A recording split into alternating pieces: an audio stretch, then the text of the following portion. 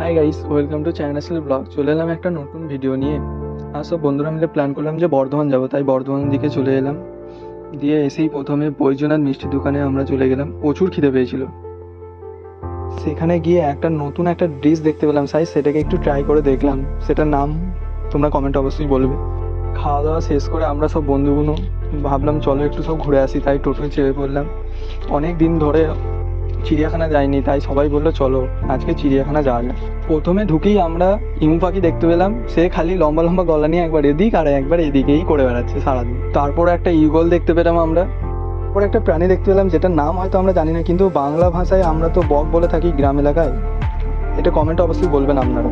তারপরই দেখতে পেলাম আমাদের জাতীয় রাষ্ট্র পাখি, যাকে আমরা বলে থাকি ময়ূর।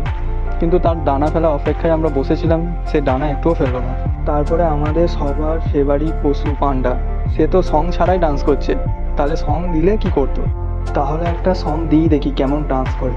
চলো।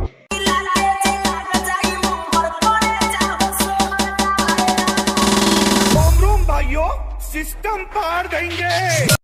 তারপর দেখতে পেলাম আমরা একটা ক্রোকোডাইল, যেটাকে আমরা বাংলায় বলে থাকি কুমির। সে শুয়েই রয়েছে সারাক্ষণ জলেতে। তারপর দেখতে পেলাম অনেক কটা ছাগল চড়ে বেড়াচ্ছে। অ্যাট লাস্ট আমরা ভিজে বিড়ালকে দেখতে পেলাম, দেখো কেমন দাঁড়িয়ে আছে চুপটি মেরে।